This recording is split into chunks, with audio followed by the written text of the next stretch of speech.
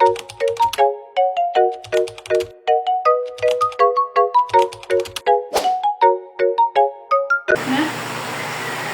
araw mga bata. Maaari bang pakitayo ang lahat para sa tanan? Sana naman ng anak ng Diyos Espiritu Santo. Amen. So, magandang araw mga bata. Kumusta naman kayo? Naging maganda ba ang araw nyo? Magaling. Dapat panatilihin natin maganda ang ating mga araw na para tayo ay aktibo dito sa ating klase. So ngayon, bago kayo umupo sa inyong mga upuan, maaari bang pakipulot ng mga basura sa ilalim ng inyong mga mesa? Okay. So ngayon, umupo kayo ng matuwid at makinig na mabuti dahil titignan ko ngayon kung sino ang lumiban sa inyong klase. So pagtatawagin ko ang pangalan nyo, ang isasagot nyo ay nandito po ma'am, at kung wala naman ay wala po ma'am.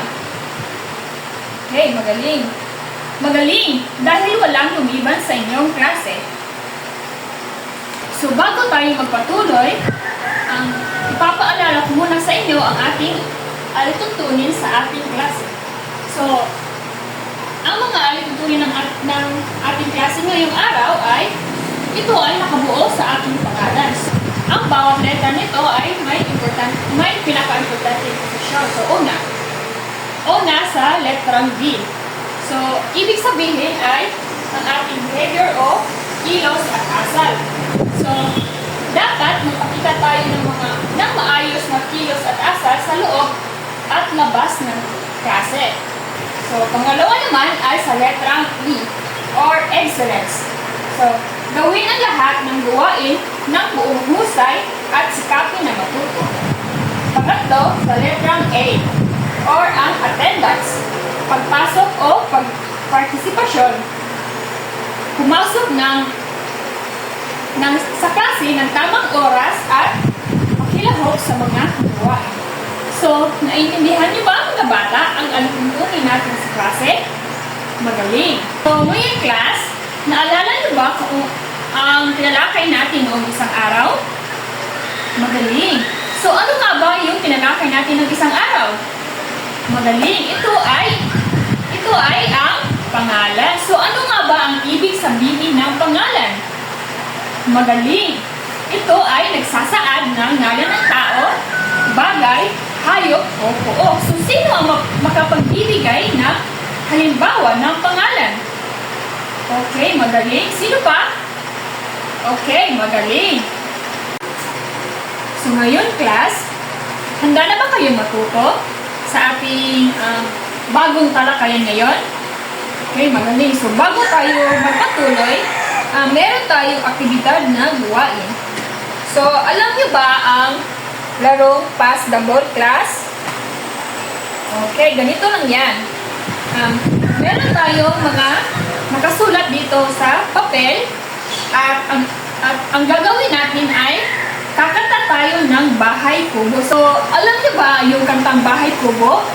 Okay, magaling. So, ngayon ay yun na, kakantahin natin yung Bahay Kubo at kung sino man yung mapasahan ng papel na may nakasulat ay pag sasabihin kong stop ay yung estudyante na nakapasa nito ay babasahin nila kung anong nakasulat dito at ang gagawin nila ay gagawin nila yung nakasulat ng nasa papel at sa pamamaraan ng hindi nagsasalita. So, naiintindihan niyo ba mga bata? Okay, magaling. Magaling mga bata dahil aktibo kayong nakilahok sa aktibidad natin ngayon. So, ngayon, ang tatalakayin natin ay tungkol sa pagdiwa. So, bago tayo magsimula, babasahin ko muna ang layunin ng ating tatalakayin ngayon. So, sa pagtatapos ng aralin, ang mga bata ay inaasahan bentaha, natatalakay at natutukoy ang kahulugan ng pandiwa at halimbawa nito sa pangungusap. Pangalawa, na ipakita ng mga mag-aaral ang pagpapahalaga ng wastong paggamit ng pandiwa sa pakikipagkomunikasyon sa araw-araw. At ang panghuli, na pagbubuo ng pangungusap gamit ang pandiwa ng wasto at malinaw. So, ang pagpapahalaga natin ngayon mga bata ay napapahalagahan ang wastong paggamit ng wikang Filipino sa pang-araw-araw na buhay. Yun naman, bago tayo dumako sa ating bagong talakayan, meron muna akong ipapakita na larawan at sasabihin niyo kung ano ang nasa larawan. Nagkakaintindihan ba mga bata? Okay. Una, ano ang ginagawa nila? Magaling. Pangalawa, okay, magaling. At pangatlo, magaling. At pang-apat naman, magaling. At ang panghuli, magaling. So mga bata, ano bang napansin niyo sa mga larawan na ipinakita ko kanina? Magaling. Ito ay mga larawan na naglalahad o naglalahad ng kilos. Importante ba ang mga larawan na yun sa pang-araw-araw natin na gawain? Yes. Napaka-importante yon. Ngayon, ang tatalakayin natin ay tungkol sa pandiwa. Pandiwa ay nagsasaad ng kilos, galaw, o pangyayari. Ginagamit ito upang ipakita kung ano ang ginagawa ng tao, hayop, o kalikasan sa loob ng pangungusap. So, narito ang mga halimbawa ng pandiwa. Ito ay si Maria ay nagwawalis sa bakuran. So, ano ang pandiwa dito sa pangungusap? Magaling, ito ay nagwawalis. So, pangalawa, tumakbo ang aso sa kalsada. So, ang pandiwa dito ay ang tumakbo. So, ang pangatlo naman ay kumakain si Juan ng ice cream. So, ano ang pandiwa dito sa pangungusap? Okay, ang kumakain. At ang panghuli naman, naglilinis ng kwarto si Ana. So, ano ang pandiwa dito? Naglilinis, magaling. Dahil, ang mga ito ay naglalahad ng mga kilos.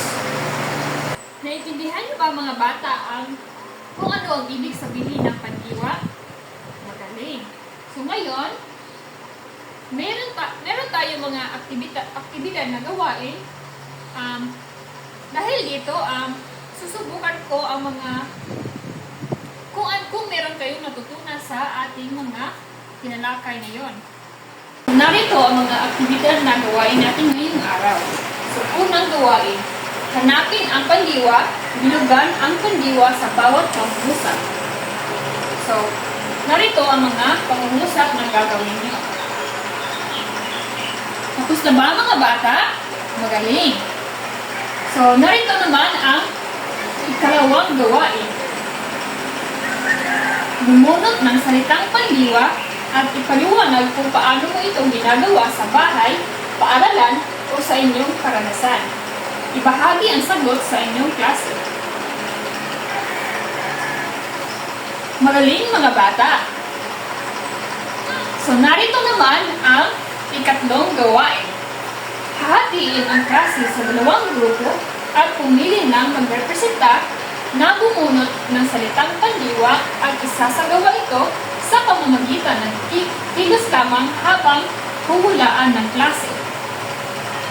Magaling mga bata dahil aktibo kayong nakilahok sa mga gawain natin ngayon.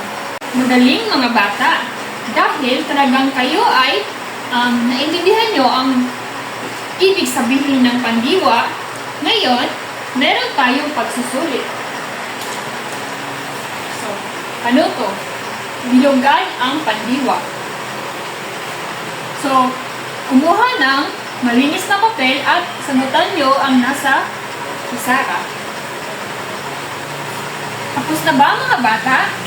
Magaling! So, ngayon, kunin nyo ang inyong kwaderno at isulat ang inyong takdang aralin.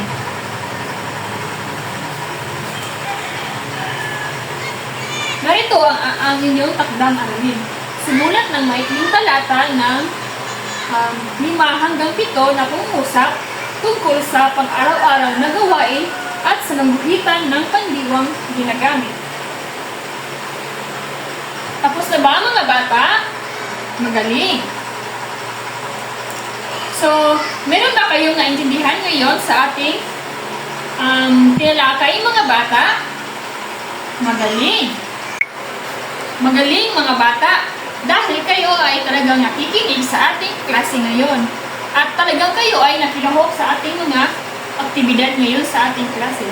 Maraming salamat mga bata at sa susunod muli.